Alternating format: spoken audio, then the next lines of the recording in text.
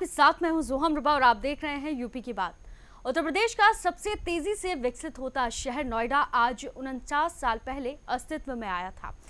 17 अप्रैल 1925 को नोएडा शहर पूरे 49 साल का हो गया। ऐसे में नोएडा प्राधिकरण ने धूमधाम से नोएडा स्थापना दिवस मनाया। इस अवसर पर इंदिरा गांधी कला केंद्र में एक भव्य कार्यक्रम का आयोजन किया गया, जिसमें प्राधिकरण के सीईओ एम लोकेश सहित कई अन्य व्यक्ति मौजूद रहे। कार्यक्रम के दौरान नोएडा में चल रहे और साथ ही प्रस्तावित विकास कार्यों की जानकारी सीईओ ने साझा की। नोएडा विकास प्राधिकरण के सीईओ लोकेश एम ने बताया कि आने वाले दिनों में नोएडा के कई अधूरे कार्य जल्द ही पूरे किए जाएंगे। प्राधिकरण ट्रांसपोर्ट सिस्टम को बेहतर बनाने और शहर को स्मार्ट सिटी की तर्ज पर विकसित करने के लिए प्रयास जारी है। ट्रैफिक को नियंत्रित करने के लिए 500 इलेक्ट्रिक बसें चलाई जाएंगी। साथ ही सेक्टर 62 में स्काई वॉक का निर्माण होगा, जिससे पैदल यात्रियों को सुविधा मिलेगी। चिल्ला बॉर्डर से बनाए जा रहे एलिवेटेड रोड को पुश्ता एलिवेटेड रोड से जोड़ा जाएगा। भंगेल एलिवेटेड रोड भी जल्द ही तैयार हो जाएगा, जिससे नोएडा और ग्रेटर नोएडा के बीच आवागमन और आसान होगा। सीईओ ने कहा कि नोएडा में ट्रैफिक की समस्या को कम करने के लिए फुटओवर ब्रिज और अंडरपास बनाए जा रहे हैं। अभी तक एक्सप्रेस वे पर 5 अंडरपास बन चुके हैं और 2 और नए बनाए जाएंगे। शहर की सुंदरता बढ़ाने के लिए करोड़ों रुपए की लागत से डियर पार्क बनाए जा रहे हैं। सेक्टर 54 में वेटलैंड तैयार किया गया है और मुख्य मार्गों की सफाई के लिए 14 मशीनें लगातार कार्य कर रही हैं।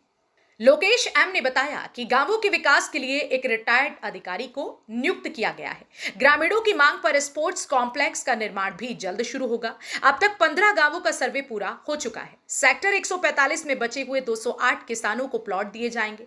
कुछ किसानों को पहले ही प्लॉट मिल चुके हैं।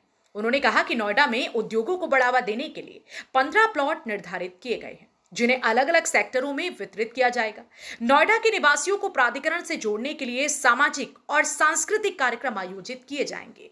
तो आज नोएडा को 49 साल पूरे हो चुके हैं और 50वीं साल में प्रवेश कर गया। नोएडा में काफ़ी डेवलपमेंट देखे गए हैं, सर के तरफ से काफ़ी विकास कार्य भी किए गए हैं, काफ़ी सराहनीय कार्य आपकी तरफ से किए गए हैं। हमारे साथ में नोएडा के सीईओ एम लोकेश जी मौजूद हैं और बातचीत करेंगे और क्या कुछ डेवलपमेंट और आगे देखने को मिलेगा। डेवलपमेंट बेसिकली सिविल में और हम लोग कुछ जल डिपार्टमेंट में प्लानिंग कर रहे हैं। सिविल में यही प्लानिंग है, कुछ कई जगह रोड्स डैमेज हो गया है और कुछ जगह हम लोगों को फ्लाईओवर का जरूरत है। उसको ऑलरेडी हम लोग ने प्लान किया, टेंडर प्रोसेस में है। एंड गांव में कुछ सीवरेज का प्रॉब्लम है, सो वो भी हम लोग प्लान करें। वो सीवरेज का प्रॉब्लम अटेंड करना बहुत ज़रूरी है। एंड इसी तरह ड्रिंकिंग वाटर हम लोग बहुत कोशिश करें कि अंडरग्राउंड वाटर का एक्सप्लॉयटेशन कम हो जाए और जितना हो सकते उतना पाइपलाइन वाटर हम लोग पूरा नोएडा को सप्लाई करा दें।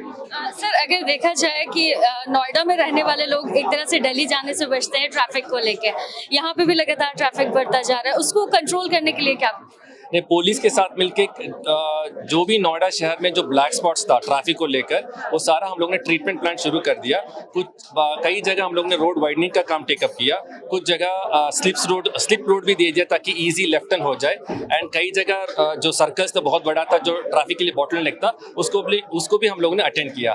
तो जगह जगह इस तरह का ट्रैफिक और जब पार्किंग का प्रॉब्लम आ रहे उसको हम टेकअप कर रहे और सॉल्व भी कर रहे हैं। अभी 50वीं सालगिरह हम लोग नोएडा की मना रहे हैं, आगे आने वाले 50 साल के लिए क्या कुछ कहेंगे?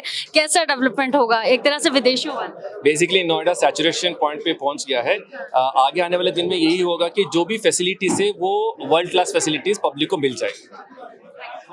तो हमारे साथ मौजूद थे नोएडा के सीईओ एम लोकेश जी, जिनसे बातचीत की और हमने देखा कि नोएडा लगातार विकास की ओर आगे बढ़ रहा है और आगे भी इसी तरह अग्रसर रहेगा। कैमरा पर्सन करण के साथ मैं जोहम रुबा, यूपी की बात, नोएडा। तो फिलहाल के लिए इस खबर में सिर्फ इतना ही। बाकी तमाम खबरों के लिए आप देखते रहिए यूपी की बात।